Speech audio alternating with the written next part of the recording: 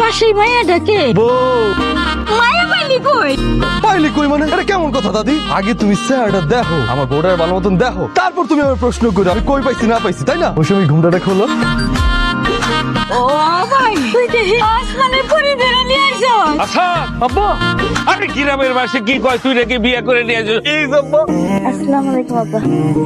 ঘটনা তো ঘটে গেছে ভাই। অবশ্যই ঘটনা ঘটে গেছে, তোর ভাবি লিপস্টিক দেয় নেই ম্যাচিং কইরা। আরে ভাই এই ঘটনা না, কালাসাদ আছে না, কালাসাদ তো বিয়ে করে বউ নিয়ে আইছে, লাল টুকটুকি বউ ভাই। অসম্ভব, অত্র এলাকার একমাত্র লাল টুকটুকে বউ থাকবে আমার ঘরে। আই মিন্টু, উল্টা পাল্টা কথা বলে তোমার ভাইয়ের কান নষ্ট করতেছো কেন? একটু থাপ্পড় দিব ফালতু কথাকার। এই এলাকার একমাত্র সুন্দরী বউ হচ্ছে আমি, তোমার ভাইয়ের বউ। তুমি গামলার মধ্যে কি লইছো? কুসুম কুসুম গরম পানি, তার মধ্যে ফুলের পাপড়ি ছিটানো। নতুন বউ, হাত মুখ ধোয়ান লাগবো না? আমার জন্য এই হাত ধোয়ার পানি কেন আনছেন সেই কারণ কিন্তু আমি বুঝি। কি কারণে আবার? আপনি কি মনে করছেন আমার এই গায়ের রং আসল না? আমার এই গায়ের রং আসল রং। এই যে দেখেন গায়ের রং কিন্তু এক ফোঁটা উঠে নেই দাদি, এটা আসল রং। এই বুড়ি, এই তুমি আমার বউরে কি মেকআপ সুন্দরী মনে করছো? আসাদ ভাই, ও আসাদ ভাই, বাড়িতে আছেন? হায় হায়, শান্ত ভাই, স্বপ্নে দেখতেছি না তোমায়, তুমি আমাকে বাড়িতে আইছো। শুনলাম তুমি নাকি একটা লাল টুকটুকে বউ বিয়ে করছো। হ ভাই। আব্বা আম্মা, মৌসুমীর খাওয়া হইলে তোমরা নিয়ে আসো। ভাই বসো বসো। বেটা তুই চেয়ারটা সরাই ফেলাইছিস। আমিও প্রথম দেখা অজ্ঞান হয়ে গেছিলাম, এখনো সেই ঘোর কাটে নাই। আচ্ছা এটা তুই কি করলি ভাই? এটা কারে বিয়ে করে আনলেন আপনি? এটা তো মাইয়া না, এটা তো সাক্ষাৎ পরি। তুই যা, তোরে যেন আর চেয়ারম্যান বাড়িতে আমি না দেখি। যা তুই যা। আরে পাগলের মতো এসব কি কইতেছো তুমি? আসাদের বউ সুন্দরী, তা আমার দোষ কি? তোর দোষ, তুই হাইরা গেছো। এতদিন তুই রূপে গুণে তুই ছিলি বেস্ট, এখন আসাদের কাইল্লা আসাদের বউ বেস্ট, তুই ওর নখের যোগ্য না। তুই বাইরে বাইরে বাইরে, আমি তোর দেখতে চাই না, বাইরে।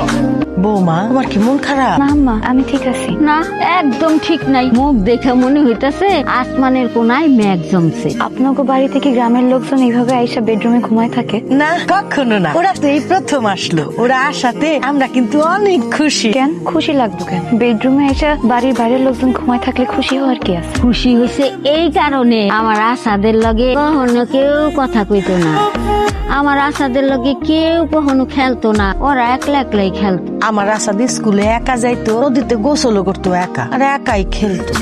কেন ওনার গায়ের রং কালো বইলা? এই যে চা। দাও দাও, তুমি ভাবি এত লজ্জা পাওয়ার কিছু নাই, ভাবতে পারেন আমরা এই বাড়িরই পোলা। ভাবি এত সুন্দর, ভাবির হাতের সাজানি কত স্বাদ, আহ কি মজা। তা তো খাইতেছি না, মনে হইতাছে অমৃত সুজা খাইতেছে। একটু চিনি লাগবো? যাও, মৌসুমী একটু চিনি লাই হও। এটা কোনো কাজ করলি? এই রাত্রেবেলা ভাবিরে কষ্ট করাইলি, চিনিটা তুই আনতে পারতি না? আমার বন্ধু গুলো নষ্ট, আমি কখন কিছু মনে করো না। এটাকে দুষ্টামি বলো না, এটাকে বিরক্ত করা বলো না।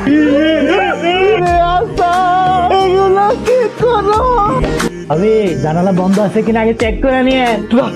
আমার পরে আইসি।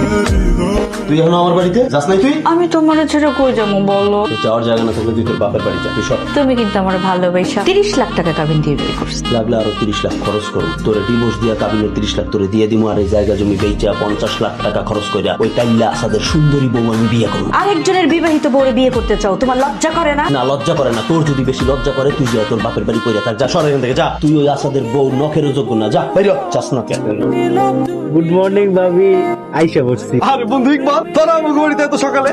বাড়িতে সকাল সকাল আইলে কি কোনো সমস্যা আছে নাকি? কোনো সমস্যা নাই, এই তো ভালো করছিস। তোরা সকাল সকাল এই বাড়িতে কেন? আমরা ভাবিরে দেখতে আইছি, তুই কে লেগাইছো? আরে আমি আইলাম আসাদ আমার ভাই না, ওই নতুন বিয়ে করছে, কোনো সমস্যা আছে কিনা জানার জন্য। ভাবি কোনো সমস্যা থাকলে